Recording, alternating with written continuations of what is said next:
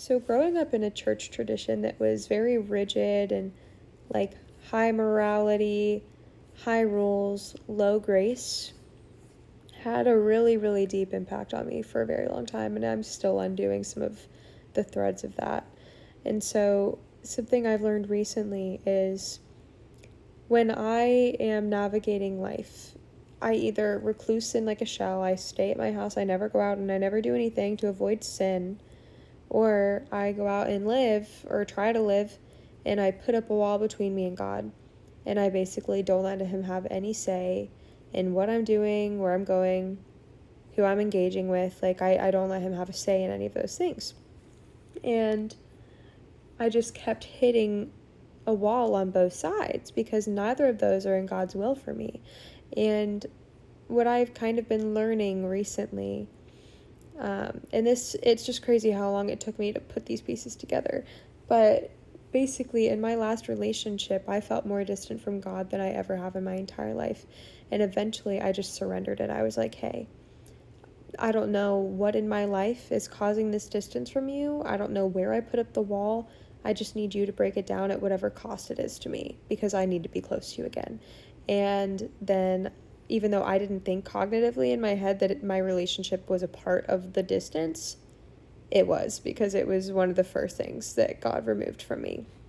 And that just started me on this really long journey of feeling like, okay, well, I can never be that far away from God again. And if men are the thing getting in the way of me and God, like, I'll never have another man. Like, that was not the proper correlation that I was supposed to draw, but that's the one that I drew for a long time. And so I was single, not talking to anybody, not going on any dates. I didn't even hold hands with a man, didn't kiss a man, nothing, for like over 2 years. And again, that was not God's will. I was, hiding in my little corner. And I thought I was open to dating and open to relationships, open to getting to know people. I wasn't. Truly was not. And then I got to this place where I was actually comfortable letting people pray into that with me. It felt like a stronghold in my life where I was so like deathly afraid of relationships, of a potential marriage, of potentially being a mother. All of that just was bundled into this big like pit in my stomach that I couldn't deal with. And so I received freedom prayer over that part of my life. And I didn't feel an immediate shift, but like almost right after I got back to my home from this kind of retreat that I was on where I did this freedom prayer, I don't even know how to explain it, but like energetically everything changed. And I was more emotionally open. People were more receptive to me. And so I was like, interesting. Well, like, I'm just going to like pop Bumble on my phone. I may not try super hard in the sense of like, I'm not going to pay for it, but I'll just have it there, use it as an avenue. Like, I don't know what God wants to do, so I'm just going to basically have the door open.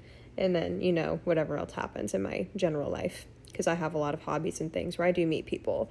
And so I start meeting people, and then I started having to navigate the nuances of dating. And I was tempted to do that same thing where, like, I put up the wall.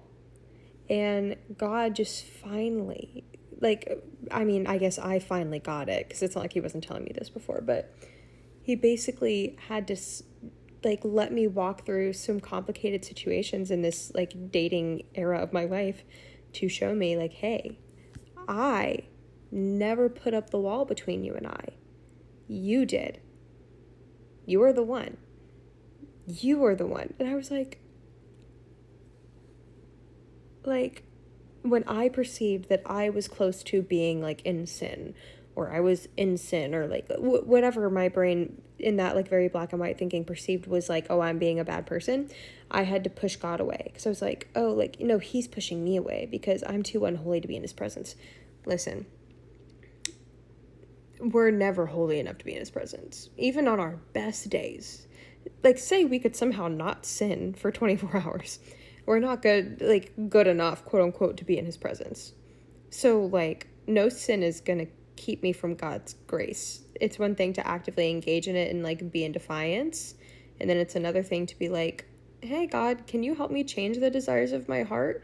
That means inviting him into the sin. That means letting him into the mess with you so you can figure out how to actually posture yourself differently next time. You cannot grow in that way separated from Christ. You just can't do it. He can only change the desires of your heart. He can only change your temptations. He can only break your strongholds if you invite him into those spaces with you.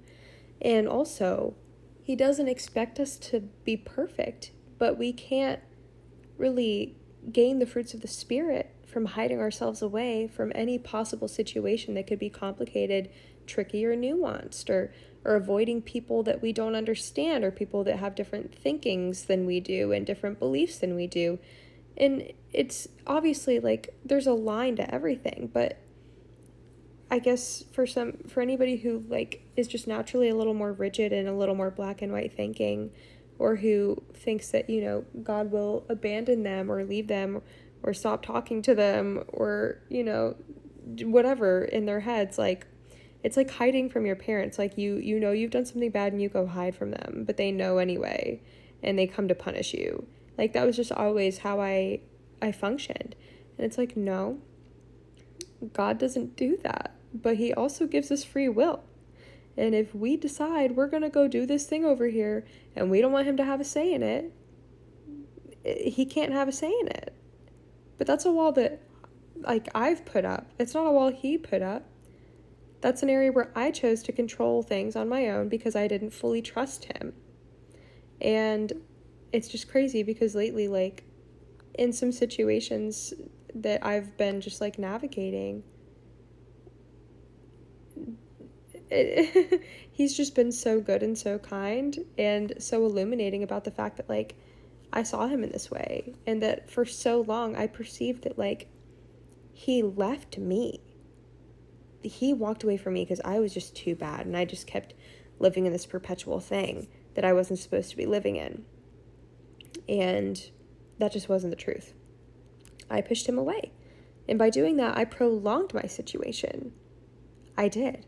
Had I really stuck with God and discerned with God and prayed with God the way that I had been before my last relationship started, it wouldn't have lasted as long as it lasted, and I wouldn't have had to go through such a like trial period and recovery period, gaining my entire self back. I lost my entire self, physically, mentally, spiritually. I lost like everything. And it wasn't even necessarily like this other person. It was just the fact that I chose to be with the wrong person. And God very much wanted to like sort through that with me, and I didn't let him. So I've just learned like no matter what, sort through it with him. And his will is always better, and his plan is always better. And as much as I think I might want something right now, it's just simply not worth it unless it's also what he wants for me. And that is something that he reveals. And like time and time again, I have a disorganized attachment style, fearful avoidant attachment. He has to literally be invited into so many things in my brain for me to not let that just rampantly ruin my life. At least in the dating sphere. That's where I get triggered, right? So, like for instance, I liked this guy. We'd like gone on a few dates, and in my head, I somehow perceived that like he was pulling away and that he didn't really like me, but I really liked him. And I got super triggered, super like overwhelmed. I basically texted him like, hey, I'm going to remove you off all my social media, and like, we're not going to talk anymore. Wish you the best. And like 2 or 3 days later, when I realized that I made up all of the reasons in my head and I didn't give him any room to speak into like what was going on, and I just like literally cut it off super hard. When I realized I did that, I started to spiral. And the Lord was like, just wait, just literally just be still. And we like worked through things. Like he very audibly just like comforted me in that space. And I heard from him like, I don't know, like an hour after I did my devotional with God.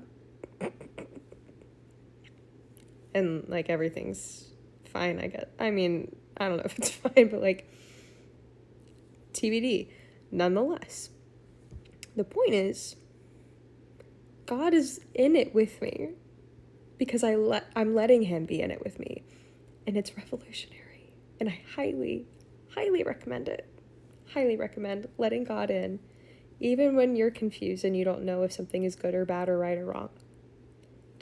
Just let him be in all of it. Because that's where he wants to be. He wants to be in all your relationships. He wants to be in your career. He wants to be in your daily life. Like, he wants to be in everything. He is your best friend. He's my best friend. Just let him be your best friend. You know? Let him. Let him do it. Okay, I guess that's all I have. Bye.